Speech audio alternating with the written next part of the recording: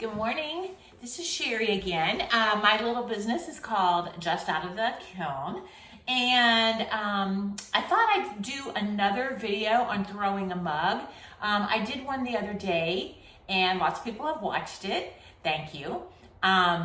And I did just my style, which is the straight-sided, very clean-looking, simple mug. Today I thought I'd put in a little bit of, if you don't like that style and you wanted to put some shape to the mug, we talked through that.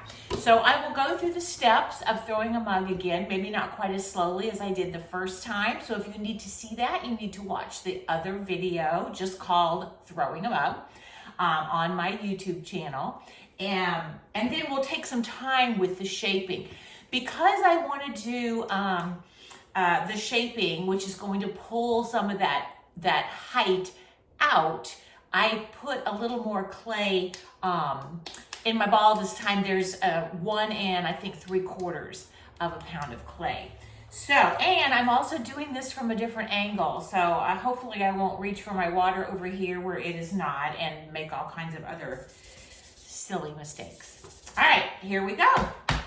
Once again, in case you were curious from last time, the bats that I use, let me show you, are by Hartley and Noble in England.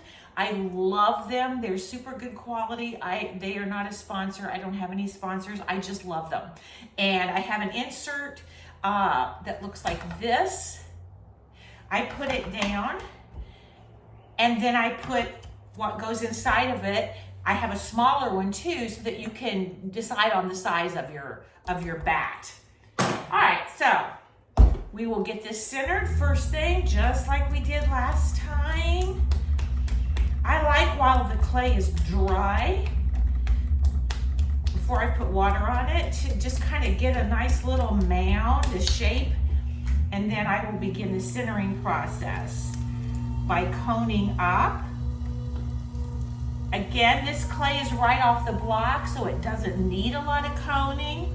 I, again, get this little knob on the top of mine. That'll be gone. I center by pressing with my non-dominant hand on the bat and the clay. My dominant hand, I use this side, and they are touching and overlapped. And when you do it that way, if you do it with equal pressure, the centering just takes a couple seconds. So this clay is centered. I am going to cone and center one more time. And the reason I'm doing this is because the base was wider than I wanted my mug to be. So I brought that up, squeezing a little bit harder where my hand, my non-dominant hand, meets the bat. And now we'll center again.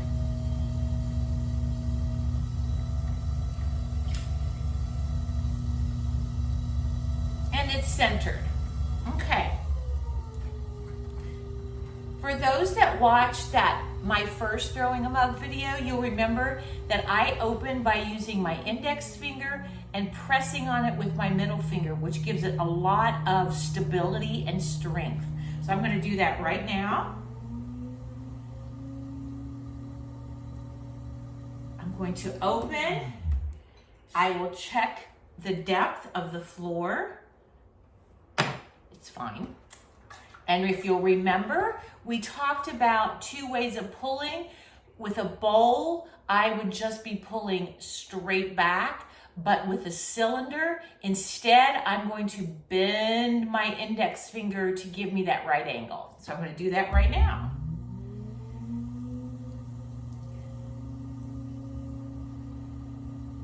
I don't open mine too big because remember, I'm going to start with it straight, a nice straight cylinder, and then do the shaping. And by the way, the clay that I'm using today is Sheltawee by Kentucky Mud Works. It does not have grog in it. It's very, very nice to work with.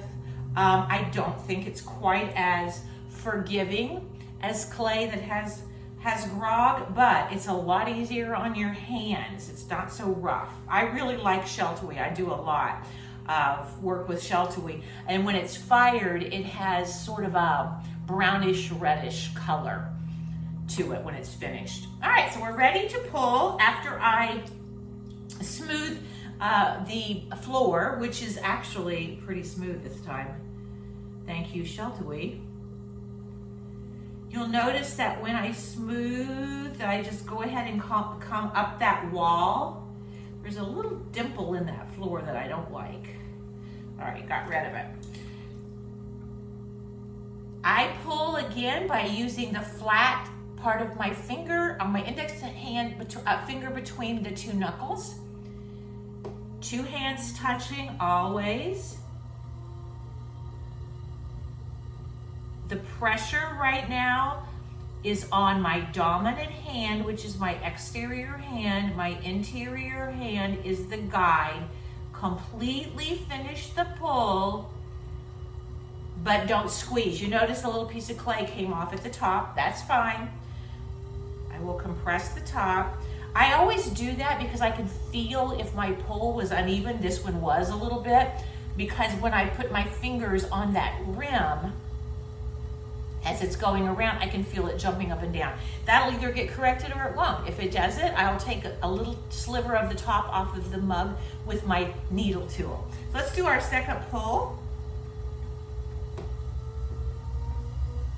Squeezing at the bottom. But again, the pressure is predominantly in my exterior, which is my dominant hand. And no, that little bump didn't get fixed. In fact, it got worse. No big deal. I don't need to fix it now. I will fix it when I have my mug the height that I want it. It happens. I'm gonna pull one more time before trimming the skirt.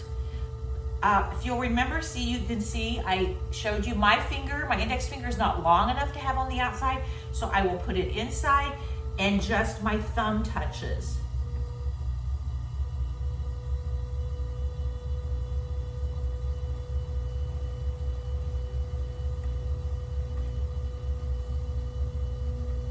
Still not level on the top. We're not worrying about it. Let's do a little trim of that skirt with my pencil tool. I showed you the other day how to take the angle of the pencil tool and match it to the angle right there at the bottom of my mug. I stop the wheel, make a little cut, and then slowly gather that clay. I usually go around again, depending on how sticky the clay is. Sometimes a little bit will slip up and stick to the bottom. And we're ready for another pull.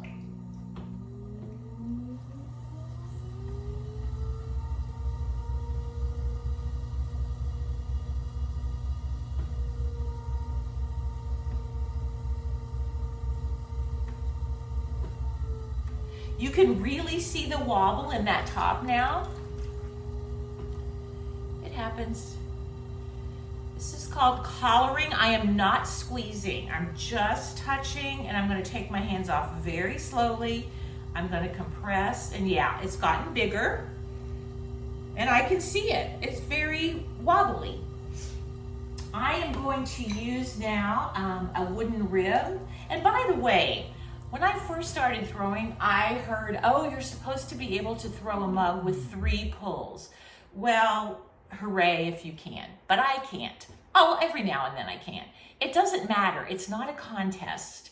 It's about you feeling comfortable with what you're doing, trying to pay attention to your technique and not worrying about, oh, but people that have done it a long time can do it with 3 pulls. It doesn't matter. All right, I got my rib very wet. Place it at the bottom. This will just smooth. I am being very, very careful not to let this bottom corner drag because it will create lines. Now, my mug is very heavy at the bottom and it's not as tall as I want. So I'm gonna pull again, trying to pull more of this clay from the bottom up. Thumb touches the dominant hand.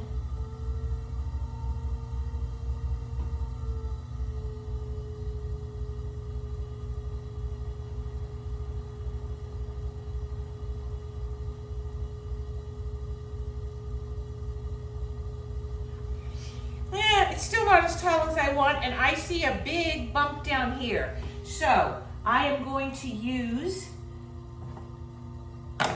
my pencil tool again and trim some more of that skirt. That's another thing. There's no rule or law that says you can only use your pencil tool one time to trim the bottom. You do it as needed. I'm going to use my wooden rib again because there seems to be like a ring of lumpy clay at the bottom.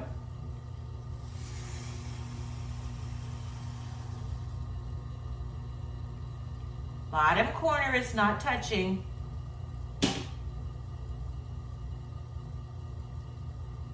And up we go. Still have my wobbly top, but I'm getting some height.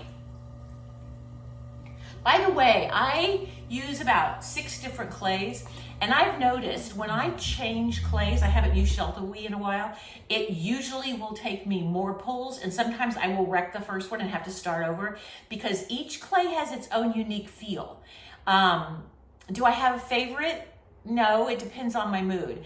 I love the glazes on dark clays, but each clay throws a little bit differently. So the fact that this is taking me so long, yeah, if I was a skilled production potter, I would have been done a long time ago, but I'm not. And I suspect that those of you that are watching me are not either. And so we're just dealing with reality here, okay? It's taking more pulls. So here we go. Let's get some more out of that bottom.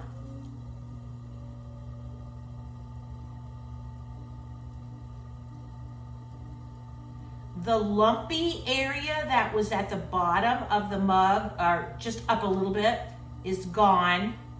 My wooden rib took care of that.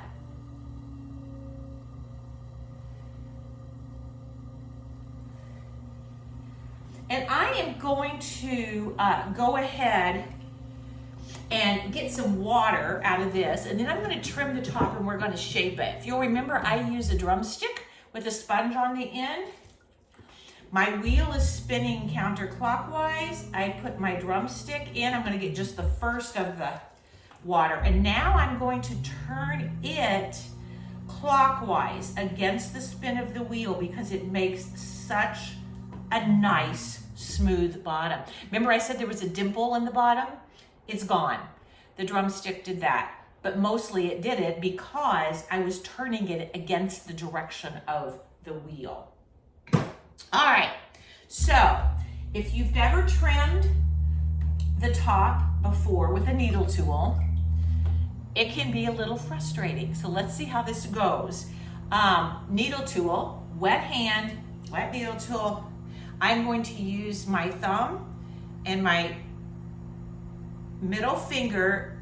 They are one is inside, one is out, thumb is outside. It's like they're almost touching, but through the clay. I'm going to rest my needle tool on my thumb, and at an angle of about 45 degrees, I'm going to drag it in the clay until I have a little piece that comes off, the wobbly part. Yeah, I created when I pulled it up a little wobble there. I'm just going to use my hands in a collaring motion. I am not squeezing, just letting the clay barely touch and removing them. And now I'm going to do that compression again, and I don't feel the wobble. So I took it off. Now I could get more height out of this mug if I wanted to, but that's not the point of the video. I want to show you how you can begin to shape a mug if this isn't the style that you like. So remember when I talked about the initial pulls, I said your dominant hand, which is outside, is the one putting the pressure on. Your inside hand is guiding, but your fingers are at the same level point, inside and outside. So they're like this. When you want to change the shape, what changes is not the pressure, but the location of your fingers and hands with respect to each other, in regards to each other. So if I want the bottom of the mug to come out and be squatty, okay, bigger, then the pressure and location of my inner hand is going to be lower than my upper hand. So think of it like this. If your hands are together, then it's going to come up evenly. But if one is lower than the other, the last one touching the clay is doing that pushing. So your inside hand is going to be pushing out because your other hand is already out of the way. If I wanted to create an indent for some reason at the top, let's say, if I wanted it to bring it in, I would do the opposite. The hand, the fingers, hand that touches last is where the pressure comes from because the other hand isn't there to put pressure. I hope that doesn't sound confusing. So let's see what happens. I'm at the point where I can't put my index finger out. So my thumb goes in. Remember, I want the mug to come out at the bottom. So I'm going to begin bringing up my dominant hand, my exterior hand, and putting pressure on the inside with my non-dominant hand and having them, the fingers, not be level. I'm going to continue to do that till near the top, and then my non-dominant inside hand comes up level, equal pressure, and I finish the pull. And let's look at what happened. It didn't come out at the bottom because I wasn't, well, there's a couple reasons. One, I didn't do enough pulls to get enough clay off the bottom. That's okay. It came out closer to, say, a third of the way from the bottom. And you see where that is bulging sort of out? That's because my hands were like this. They're not level. They were like this as I came up to make that, oops, and I just poked my finger into my clay. They were like this as I came up, and then when I got into this region, I brought this one up and got them level again. Now, if you remember from before, I told you that a comfortable distance from middle of the nose to your mouth to the middle of your nose, is around 3 inches. That's what I try to keep my opening on a mug or a tumbler at. This one is right at 3.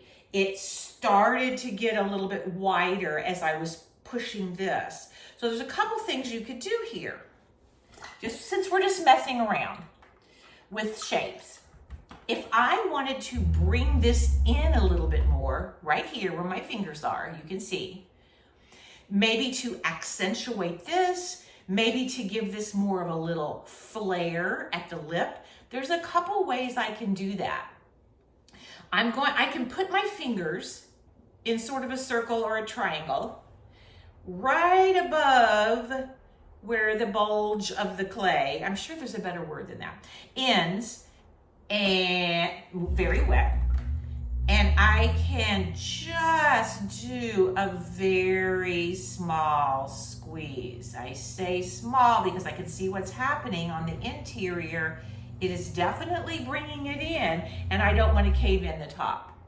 So I brought it in just a little bit. I can measure that now. And it is not quite 3 inches. It's about an eighth less. I could do that again. What I don't want to do is create a ledge here so that I have a ledge and then a big poking out part. I don't want to do that. That is not visually pleasing to me to look at. The other shape I've seen people do, and I'm going to show you this, although I would not do this on this mug because I like the distance across the top. And it's a little more, takes a little more coordination. You put both fingers like this so that your knuckles could meet. And then what I'm going to do is open the rest of my hand so my thumbs can touch, my knuckles go on the side of the mug, and my middle fingers will reach for each other. That will bring it in a lot more quickly. In fact, if I had enough clay at the top of this, which I don't, that would actually, if I continue to do it, create a closed form, that hand shape. So it takes some practice, but I'll show you what it does. Again, we're just messing around with shapes. So I have very gently my knuckles, so to speak, on the mug, a little bit lower. My middle fingers are touching, my pinky and my ring finger are not on the clay, my thumbs are touching, and I'm going to come up What this does that is different than when I just did fingers is it brought the whole thing up. Now, when I took my hand off, I intentionally pulled it a little bit out to bring that diameter of the drinking surface. Well, now we need to do a picture. I just bumped that. We can fix that. I'll show you how. To give it a little bit of a flair. So let's do that. Let's fix that. There's a couple ways. I can do it like this if it's not too bad, which it was not. And it's fixed. I could have done that motion again. I personally think as a beginner that it's a really good idea to just mess around with these shapes until you get one that you really like. I could have continued with this squatty look and made it come down lower and gotten a nice squatty mug. The reason I don't use those and don't make those is because I feel like your coffee gets colder faster. But it's a good thing to practice. Practice collaring in this manner with your fingers like this. Practice closing it off a little bit with your fingers like this. I know, again, this is awkward. It just takes practice. It just takes practice. If you wreck it, big deal. You just wire it off and recycle it. Thanks.